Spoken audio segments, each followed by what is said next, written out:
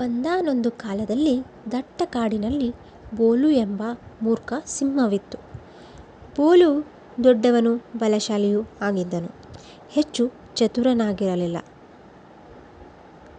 ಅವರು ಕಾಡನ್ನು ಆಳುತ್ತಿದ್ದರು ಮತ್ತು ತಮಗೆ ಇಷ್ಟ ಬಂದಾಗ ತಿನ್ನಲು ಪ್ರಾಣಿಗಳನ್ನು ಹಿಡಿಯುತ್ತಿದ್ದರು.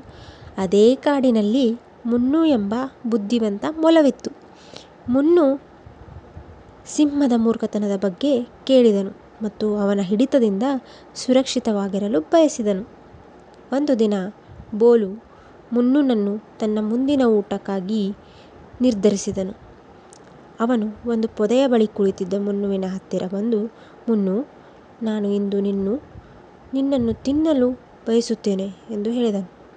ಮುನ್ನು ಬೇಗನೆ ಯೋಚಿಸಿ ಉತ್ತರಿಸಿದ, ಓಹೋ ಪರಾಕ್ರಮಿ ಸಿಂಹ, ನೀನು ತುಂಬ ಬುದ್ಧಿವಂತ ಮತ್ತು ಶಕ್ತಿಶಾಲಿ.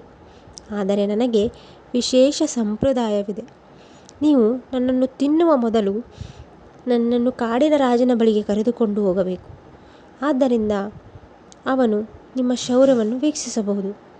ತನ್ನ ಶೌರ್ಯವನ್ನು ರಾಜನಿಗೆ ತೋರಿಸುವ ಉಪಾಯದಿಂದ ಮೆಚ್ಚಿದ ಬೋಲುವು ಮುನ್ನುನನ್ನು ರಾಜನ ಬಳಿಗೆ ಕರೆದೊಯ್ಯಲು ನಿರ್ಧರಿಸುತ್ತಾನೆ. ಅವರಿಬ್ಬರೂ ಸೇರಿ ತಮ್ಮ ಪ್ರಯಾಣವನ್ನು ಪ್ರಾರಂಭಿಸಿದರು. ಅವರು ಕಾಡಿನೊಳಗೆ ಆಳವಾಗಿ ನಡೆದಾಗ ಮುನ್ನು ಆಳವಾದ ಬಾವಿಯನ್ನು ತೋರಿಸಿ, ಓಹೋ ಸಿಂಹ, ರಾಜನು ಆ ಬಾವಿಯಲ್ಲಿ ಇಳಿದಿದ್ದಾನೆ. ನೀವು ಅವನನ್ನು ಸ್ವಾಗತಿಸಲು ಇಳಿಯಬೇಕು. ನೀವೇ ಮೊದಲು ಹೋಗಿ ಸ್ವಾಗತಿಸಬೇಕು ಎಂದಾಗ ಬೋಲು ಯೋಚಿಸದೆ ರಾಜನನ್ನು ಸ್ವಾಗತಿಸಲು ಬಾವಿಗೆ ಹಾರಿದರು. ಮುನ್ನು ವೇಗವಾಗಿ ಬಾವಿಯ ಬಾಯಿಯ ಮೇಲೆ ಭಾರವಾದ ಬಂಡೆಯನ್ನು ಹಾಕಿ ಬೋಲುವನ್ನು ಒಳಗೆ ಸಿಲುಕಿಸಿದ. ತಾನು ಮೂರ್ಖ ಸಿಂಹವನ್ನು ಮೀರಿಸಿದನೆಂದು ಹೊರಟು ಹೋದನು. ಅಂದಿನಿಂದ ಅವರು ಕಾಡಿನಲ್ಲಿ ಸುರಕ್ಷಿತ ಮತ್ತು ಸಂತೋಷವಾದ ಜೀವನವನ್ನು ನಡೆಸಿದರು. ಈ ಕಥೆಯ ನೈತಿಕತೆ ಎಂದರೆ, ಬುದ್ಧಿವಂತಿಕೆಯು ಶಕ್ತಿಯನ್ನು ಜಯಿಸುತ್ತದೆ.